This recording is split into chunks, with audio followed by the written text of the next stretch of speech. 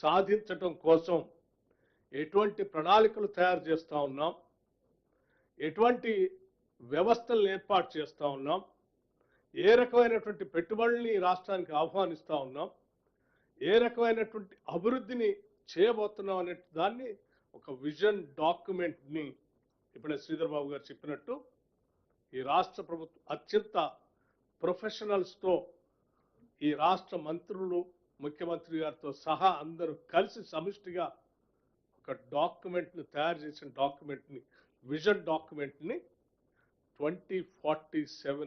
$3 trillion economy సాధించడానికి ఆ రోజు ఒక విజన్ డాక్యుమెంట్ని తెలంగాణ రైజింగ్ 2047 విజన్ డాక్యుమెంట్ని రిలీజ్ చేయటం జరుగుతూ ఉంది. ఈ 2047 విజన్ డాక్యుమెంట్ రిలీజ్ సందర్భంగా ఈ రాష్ట్రంలో ఉన్నటువంటి ప్రముఖులనే కాదు, ఈ దేశంలో ఆయా రంగాల్లో నిష్ణాతులైనటువంటి వాళ్ళు, ఆయా రంగాల్లో అత్యున్నతమైనటువంటి విజయాలు సాధించినటువంటి వ్యవస్థల్ని, ఆ వ్యవస్థలకు నాయకత్వం వహించినటువంటి వ్యక్తుల్ని, అట్లాగే ప్రపంచంలో కూడా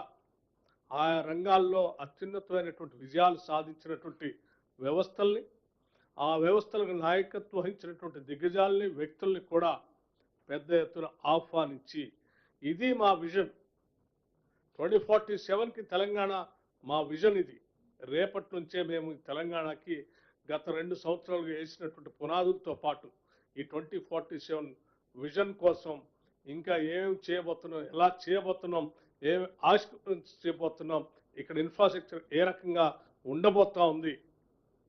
ఏ రకమైనటువంటి పాలసీస్ తీసుకొని వస్తున్నాం, రకరకాలైనటువంటి పాలసీస్, రకరకాల వేరియస్ డిపార్ట్మెంట్స్ సంబంధించిన పాలసీస్ అన్నీ ఈ రాష్ట్ర జిఎస్డిపి పెరగటానికి, పెంచడానికి, $3 ట్రిలియన్ ఎకానమీని సాధించడానికి మేము చేసేటువంటి వ్యవస్థలన్నింటినీ కూడా ఆ రోజు విజన్ డాక్యుమెంట్ని ఆవిష్కరింప చేయబోతా ఉన్నాం. దాంతోపాటు ఈ సెలబ్రేషన్స్ చేస్తూ, ఈ విజన్ డాక్యుమెంట్ రిలీజ్ చేస్తూ, ఆ తదుపరి కూడా 10th, 11th, 12th కూడా ఈ ఫ్యూచర్ సిటీలో అక్కడ విజన్ డాక్యుమెంట్తో పాటు ఆవిష్కరింపజేసినటువంటి డాక్యుమెంట్తో పాటు మిగతా స్టాల్స్ని వాటన్నిటిని కూడా ఈ రాష్ట్ర ప్రజలందరికీ ఓపెన్గా చేసి వారందరూ సందర్శించి ఆ ఆవిష్కరణలో వారు కూడా ప్రత్యక్షంగా అక్కడ చూసేటట్టు కొన్ని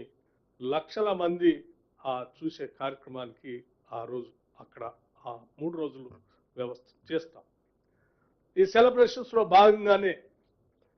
ఈ తెలంగాణ